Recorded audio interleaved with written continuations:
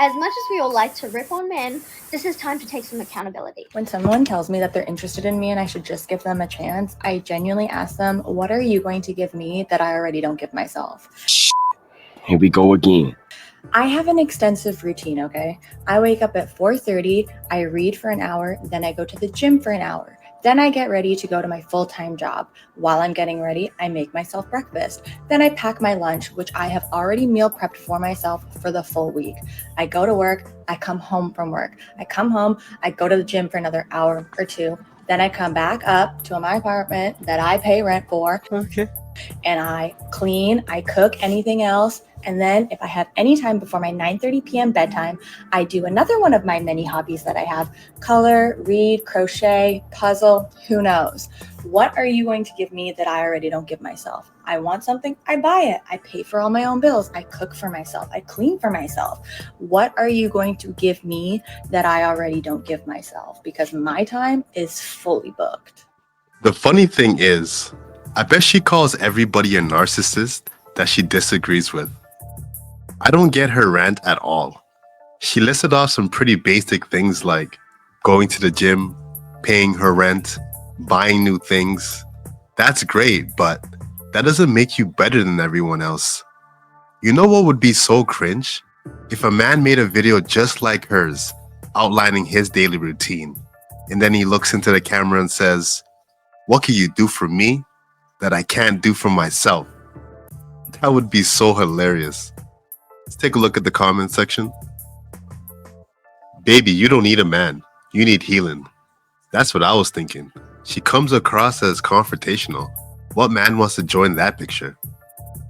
Congrats, you're an adult with a routine, but deep connection and experiences with somebody is what makes humans happy. Your routine and materialistic things can't replace that.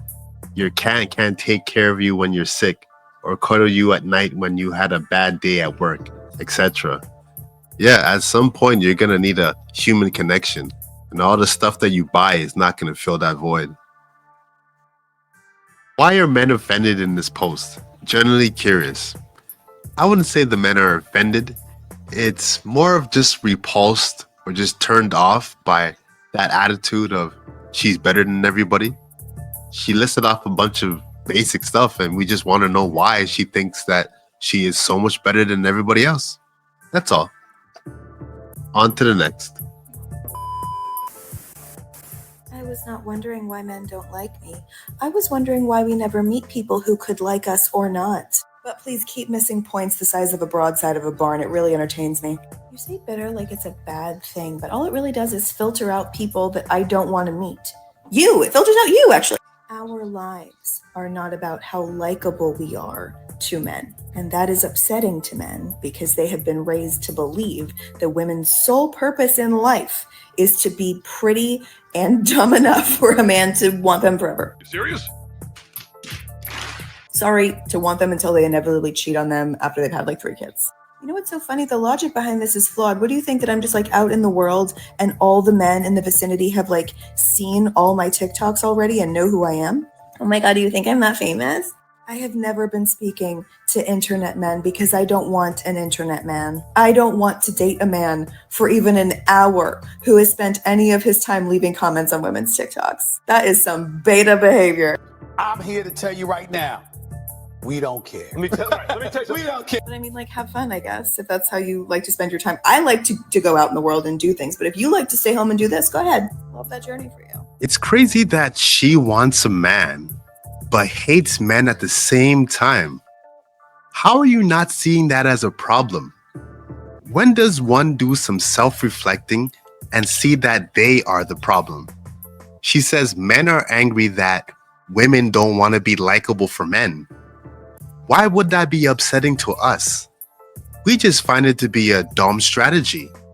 Nothing to do with anger. She says she's not that famous. How would men know who she is? She's right about that. They wouldn't know who she is. But when they find out, they won't want to stick around. Men don't like bitter women that hate men. It's that simple. There's too much risk involved. Let's take a look at the comment section. Bitter is code for wisdom.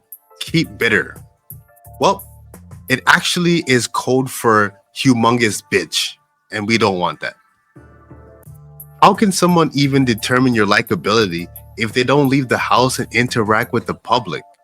Well, it's easy to gauge someone's likability by seeing what they say online. It's very easy to gauge. And you're doing the same thing he's doing, posting online. So I guess you don't interact with the public either? I like how they keep using insults like no one will date you, and you probably like cats. The wind has been out of those sails for a while. They're so behind. Well, whatever you say, but I wouldn't consider those insults. It's more like observations. You know, you guys go online and you make posts about how much you hate men. So why would men want to date you? It just seems reasonable, right? On to the next. Is there anyone else out there in their 40s like me who feels kind of invisible? You're a victim. Here we go, CSI. Like, I'm not as cute as I was in my 20s and 30s. I'm definitely not as fit as I was in my 20s and 30s. I don't have as much hair as I used to have. It's literally falling off like the top of my head. You do become a little more invisible the older you get as a woman, unfortunately. I don't get asked out on a lot of dates. I never get asked out on dates. I don't know if it's being 55 in Los Angeles or if it's just a strange town. What is the biggest confidence killer for women over 50? Men over 50. They never look at you anymore. Oh my God! When I was 55, I felt like I was starting to fade. I felt like I was starting to go invisible. I felt dismissed. I felt ignored. I felt like I was washed up. When I was 15, I started modeling, and it was a very hard thing to walk away from.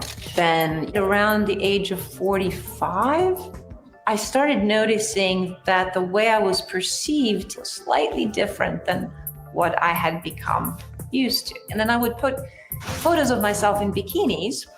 All of a sudden, I started getting the influx of, "Are you a little desperate there, Grandma? How about you cover up and spare us the look of your poor aging body?" I was sort of getting relinquished to the invisible women category. I think the reason liberal women talk the way they do is because they think they'll be desirable forever.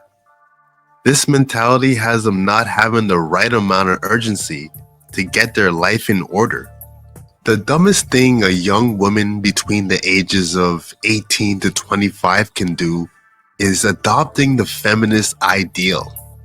Hate men, choose career over family. Before you know it, you're invisible, not able to wield that power you once had, humbled by time. Take a look at the comment section. So they feel like men. Yeah, essentially, but this should be all right. They've been fighting for that right their whole lives. No, I've gotten so much more attention since turning 40. Well, that sounds like cope. And also, dating apps are new. It's called The Wall, and it's undefeated, no matter who runs into it. On to the next. That's what I call a chain reaction. Manifest my own destiny. Sex, drugs, and rock and roll, the perfect recipe. May they remember me, my words will live on. I'm guided by an energy, a flame, hold it close to you. Check out my melodies. Is it the media that's been leading you? I'll show you a thing.